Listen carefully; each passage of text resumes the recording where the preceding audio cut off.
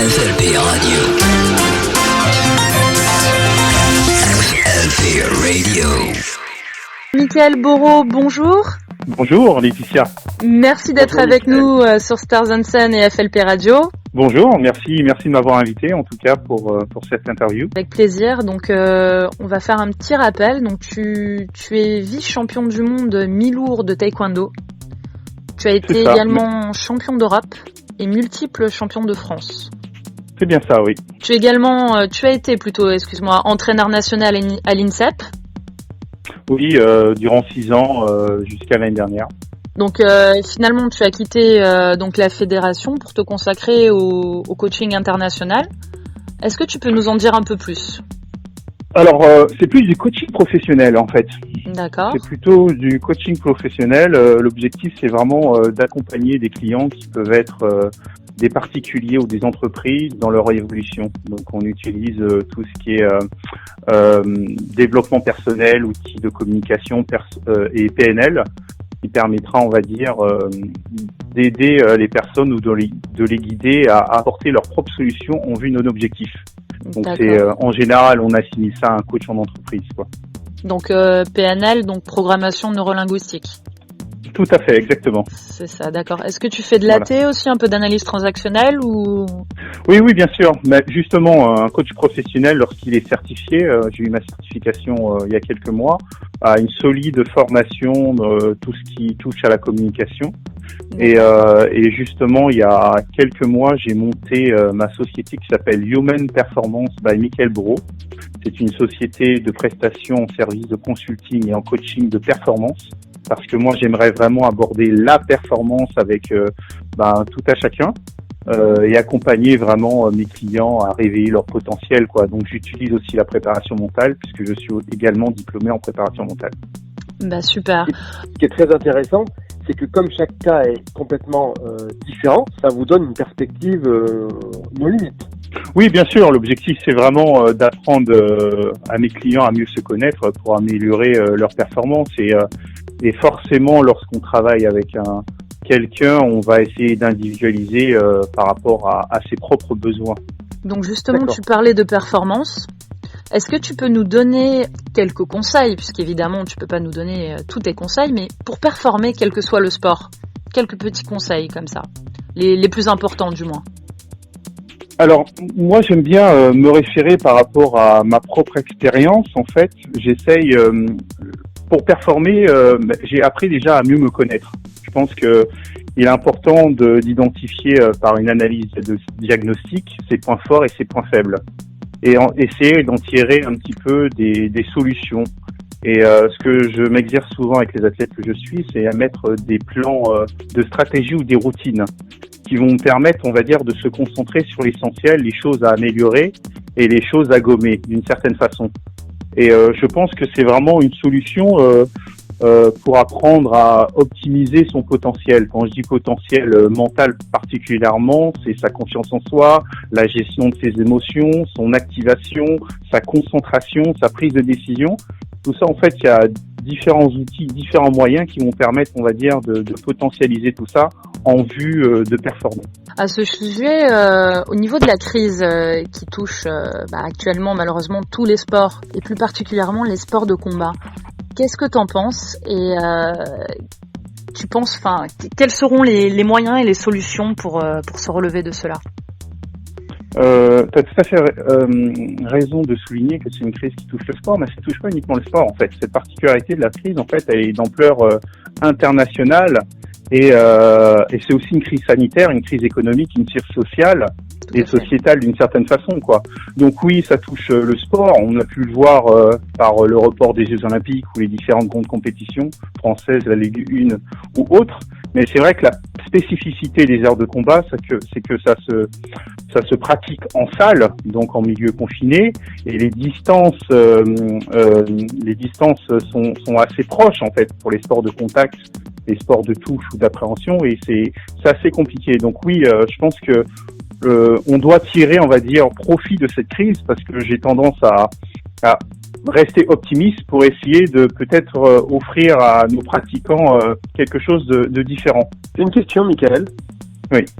Est-ce que tu as des contacts à travers le monde qui reviennent vers toi en te demandant ouais, on est en difficulté, comment ça se passe du côté de la France, est-ce qu'il y a quand même un chassé-croisé d'informations entre vous, acteurs de haut niveau dans le monde du sport, pour pouvoir communiquer? Est-ce que vous communiquez entre vous et est-ce que vous avez des tendances des différents continents? Alors oui, on a tendance à avoir un réseau international, c'est comme j'étais entraîneur et que j'ai aussi formé au Mexique récemment, où j'ai fait un master pour les entraîneurs en préparation mentale. Donc j'ai pas mal d'entraîneurs qui sont venus me demander, parce que c'est un petit peu le flou en fait, tout le monde est en perte de repère, qu'est-ce qu'aujourd'hui la France apporte comme solution par rapport à la crise en fait, au Covid. Et moi personnellement, j'avais pas plus de réponses à leur apporter, donc tout le monde est un petit peu en pause d'une certaine façon. Tout ce que je peux leur dire ou garantir par rapport à mes propres convictions, c'est que demain ce sera plus vraiment la même chose en fait. Donc je les pousse vraiment en accompagnement le changement, à essayer de penser autrement, penser que le sport, penser que le taekwondo, penser que le sport en général devra, on va dire, se réinventer d'une certaine façon. Justement. Vous pensez vraiment qu'il va falloir se réinventer, ou vous pensez pas plutôt que comme on l'a signalé dans d'autres interviews et dans d'autres émissions, que les choses vont reprendre leur vie normale? Alors non, parce que pour moi, déjà, cette crise, comme on a pu le voir, à part en tant que guerre, elle a monté la fragilité du système, en fait, du monde sportif. Elle a mis en lumière les failles et en fait, et ça nous a rappelé la nécessité de se réinventer d'une certaine façon. Je pense que le Covid ou cette épidémie, cette pandémie, va toujours planer sur le monde du sport. Dès qu'il y aura peut-être une crise, une recrudescence, on va dire, de contaminés, je pense que le sport sera quand même l'activité, le secteur le premier touché. On a pu le voir. Aujourd'hui, le sport performance a du mal à reprendre, on va dire, son fonctionnement normal. Et pour ça, pour qu'on retrouve un état normal, il faut trouver un vaccin. Aujourd'hui, il y a beaucoup d'incohérences et d'incompréhension à ce niveau-là. Et pour avoir un vaccin fiable, il faudra peut-être attendre 1 an. Donc je pense que d'ici là, si on veut continuer à pratiquer notre sport, le taekwondo et le sport en général, il faudra peut-être proposer aux adhérents, aux licenciés, une pratique complètement différente en essayant de respecter ce cadre de distanciation, des mesures barrières ou des choses comme ça. Mickaël, le stade de distanciation, il va pas durer non plus 2 ans. Je pense. C'est pour ça que je vous dis que je pense que vous allez devoir reprendre vos bases et vous adapter pour le cas où il y aurait une seconde vague. Justement, imaginez qu'on reprenne comme si c'était normal et qu'il y ait une seconde vague. Je pense qu'il faudra peut-être anticiper, de se dire que pour éviter cette seconde vague ou d'être encore en pause, qu'il faudrait peut-être proposer des solutions alternatives rapidement. Justement, Mickaël, tu parles donc de se réinventer donc en matière de taekwondo. Ça m'intéresse évidemment beaucoup. Parce que le taekwondo tel qu'on le connaît aujourd'hui avec les plastrons électroniques, est-ce que tu penses que ça serait plus profitable, on va dire, pour le taekwondo de revenir peut-être à un taekwondo plus traditionnel, sans toute cette technologie, dans un taekwondo avec un peu plus de show, moins d'électronique et peut-être plus d'action? Qu'est-ce que tu en penses de ça? Moi, je pense que le taekwondo est riche par sa diversité, c'est-à-dire que le taekwondo, comme tu le décris, c'est un taekwondo performance. Le taekwondo performance, il a changé parce que on avait le souci d'être beaucoup plus équitable par rapport à différents problèmes d'arbitrage qu'on a pu connaître précédemment sur les premiers jeux. Donc c'est quelque chose de positif parce que aujourd'hui le sport évolue, ça a apporté le côté numérique, le côté digital, le côté data au sport qui va lui permettre d'améliorer. Donc ça, je pense qu'on est dans le courant et on est obligé de s'adapter à ces nouvelles générations. Ensuite, je pense que oui, les fondamentaux vont être importants. Il faudrait se recentrer aussi sur certains fondamentaux et ne pas perdre l'essence même, l'ADN de notre sport, l'art martial. Et pour moi, les fondamentaux, ils sont autour des valeurs du sport en général, que ce soit des valeurs de respect, de solidarité. On peut aussi se reconcentrer sur la formation, l'éducation par le sport. Et je pense que le sport est une école de la vie. d'une certaine façon, donc un bon outil de développement personnel. Tu penses qu'il faudrait améliorer tout ça pour éviter peut-être de perdre tous ces athlètes, surtout les athlètes de haut niveau qui ont tendance à quitter la France? Améliorer tout ça, non, je pense qu'il faudrait consolider le tout. On peut prendre l'exemple de cette crise qu'on vit par le confinement. Le sport performance a dû faire une parenthèse, une pause, mais paradoxalement, le sport loisir et le sport santé a pris toute son ampleur d'une certaine façon. On peut voir les gens qui se sont remis au sport parce qu'il y a eu cette envie, en fait, ce besoin vital de bouger, de libérer une certaine pression due au confinement, de se sentir plus libre. Donc, en fait, ça correspondait à une nouvelle, peut-être un niveau de type de licencié où ce n'est plus le sport performance, mais le sport loisir, le sport santé qui devient beaucoup plus intéressant. Est-ce que toi, tu as eu envie, à un moment donné, ou peut-être actuellement, d'aller vers d'autres sports de combat, et pourquoi ? Alors j'ai eu envie, quand j'ai raté ma carrière en 2012, j'ai eu envie de pratiquer un autre sport parce que je suis formaté et je suis conditionné pour la performance. Enfin, après rater sa carrière, on peut pas dire que tu as raté ta carrière avec les titres que tu as eu quand même. Non, je dis pas que j'ai raté ma carrière, j'ai dit que j'avais besoin de changer d'autre chose, de voir autre chose. Donc j'ai fait un peu de jiu-jitsu brésilien en fait. Mais j'ai dit que je suis conditionné pour la performance. Donc c'était complètement difficile de continuer le taekwondo sans être dans une pratique performance. Donc je me suis dit bon allez, il fallait que je me fasse plaisir. Et j'avais aussi ce complexe de me dire ben oui, je suis peut-être fort en contact, en percussion, mais en appréhension, je voulais vraiment être ce guerrier un petit peu parfait, quoi, être capable de pouvoir me défendre, pratiquer un sport que ce soit de contact, c'est-à-dire d'appréhension et à distance également. Donc j'ai essayé de badminton, j'ai essayé du jiu-jitsu brésilien.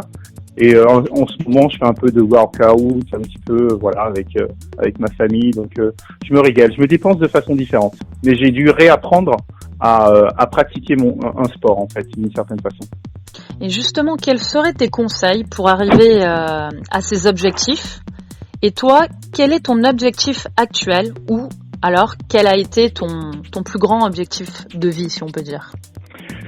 Mon plus grand objectif de vie, ça a été d'abord, lorsque j'étais sportif, c'est-à-dire de devenir le meilleur. J'avais un rêve, c'était de devenir l'homme le plus fort du monde. Lorsque j'avais 10 ans, j'étais un fan de Bruce Lee, de manga, de films asiatiques, donc je rêvais par procuration, d'une certaine façon. Donc je rêvais d'être le meilleur au monde. Donc je me suis, entre guillemets, d'une façon, donné les moyens de réaliser un rêve. Et aujourd'hui, mes valeurs ont changé. Je suis plus sur ce côté égocentrique de devenir l'homme le plus fort du monde.